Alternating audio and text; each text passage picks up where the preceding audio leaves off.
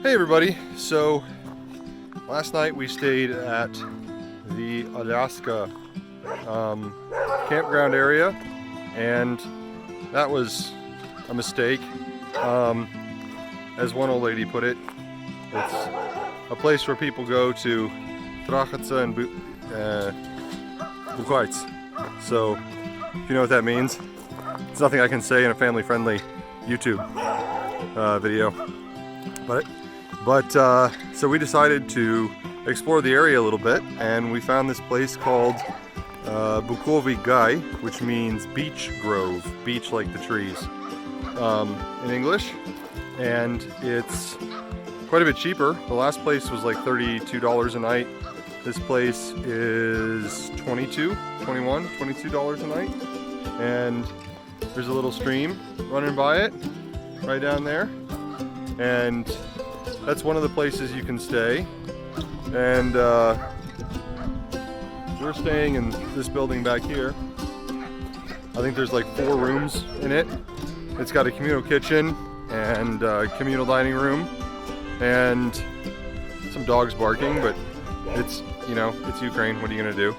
They've got a beautiful some kind of dog over here. It's a Shiba Inu dog. And they got some live chickens on the property. They seem to be well-behaved chickens, so no problem there. They've got, there's a swimming pool, and they've got a trampoline, and a great place for kids to play. And it was about 5, maybe 10 minutes farther up the road. I had to make a run to the store earlier, and the closest store I found that accepted credit cards was about a 25-minute drive away. So if you're planning on coming to this area, which is about halfway between Uzhhorod and Lviv, make sure you've got cash with you, because a lot of places don't accept credit cards out here. Roads are a little bit rough. My RAV4 is doing fine on them, but you know, if you got a low clearance car or something, you might want to be careful about that. But yeah, so here we are. Here's the Shiba Inu, and we got some chickens over here. Huge amount of firewood. But yeah, found a good place to stay, and we're thinking maybe make 2 more nights of it.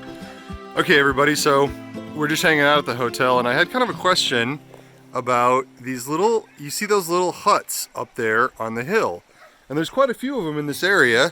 If you look off in the distance there, there's a few more, and the guy told me that people used to plant potatoes up on that hill, and those huts were for one person to stay in to guard the potatoes. And apparently what they would do is they had a zip line set up that a dog would get in, and the guy in the hut would ring a little bell, and then whoever had the dog would zip line the dog over to him, and the dog would chase away the wild boars or wild pigs or whatever was eating the potatoes. So yeah, if you ever see any little huts like that on the side of a hill in Ukraine or any place else, it's they're there to guard the crops from wild animals, because we're you know, this is all wild forest around here. And I don't know if it's old growth or not, but I see a lot of, you know, traces of the timber industry. You can see a little area on that hill over there where they've clear cut. But for the most part, this is, you know, this is pretty dense forest around this area. So you're gonna have boars and bears and whatever else living around here. And you can see how they've shaped the land, and that's not the natural shape of the land there. You've got some ridges that are really easy to view right now thanks to the sun's angle. And so yeah, they used to grow potatoes on there, and they had a dog on a zip line who would come out and chase away. I don't know if I saw a dog on a zip line. Yeah, I don't know if I'd run in terror or be really interested, but I'm not sure how the dogs felt about it either. But Anyway, wanted to share that with everybody. Hope you're all having a good day out there. Don't forget to like and subscribe. Leave a comment if you know any place cool that I should go to, or maybe that guy was totally feeding me a line about the zipline dogs and you know the truth about it. So yeah, leave a comment and let me know. Okay, so everything I just said about those huts is completely wrong. The guy we were talking to, I mean, we're in a little village in a remote part of Ukraine. My Ukrainian's pretty rusty to begin with. We're gonna call that an error in translation. Apparently, the dogs lived in the huts with the people. But the dogs were on like a really long, kind of complex leash system where they didn't have quite completely free rein, but they could like run. There was a line running between the huts, and then the dogs were attached to a leash which was attached to that line so that they could run horizontally on the grid, and then the line allowed them to run vertically, and then the leash allowed them to run horizontally. But you know, hey, it was all just a matter of translation. Apparently my Ukrainian's worse than I thought it was.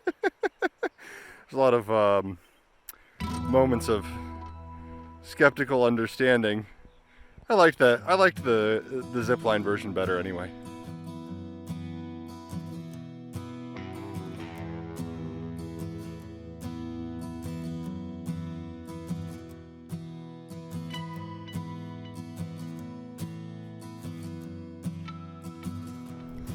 Well, we made it up to Tusovets. It's apparently a ski resort for the military, so we can't go there. Didn't know it was just for them.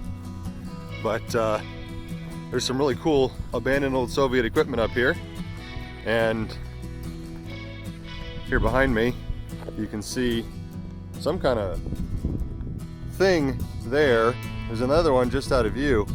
I have no idea what it's for. It looks like it's for moving rock or something, but I'm not entirely sure. On the other side of this hill there's a abandoned ski lift that hasn't been used in decades, but we're really just up here to appreciate this beautiful view.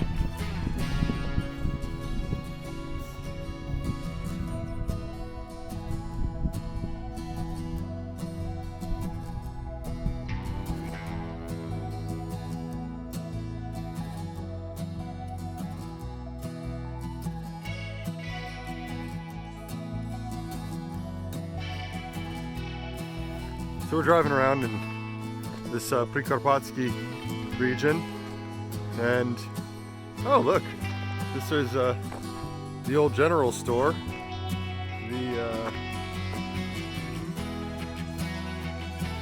It's been closed for a while. They've got another one. It's right there in that yellow barn-shaped building, and they just opened another convenience store in that yellow building behind us. They're just setting it up as we got there, unloading goods and getting everything done. We've got a stop sign in English right out here, and a memorial to Ukrainian military. Some construction work going on in the church. This is a village out in the middle of nowhere. We're a long ways from the nearest town, but they still got electricity, they still got high-speed internet, fiber optic lines, and 4G telephone service.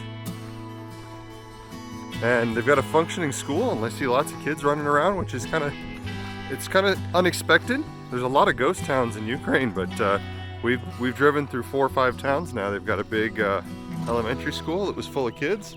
They even had a yellow school bus, and a lot of places that are abandoned or under construction. It's a beautiful little place up here. A lot of places for sale. But well, we're going to continue on our adventure. We just stopped off to buy 2 individual diapers at the convenience store. They didn't have a choice of brands. They just had a choice of sizes.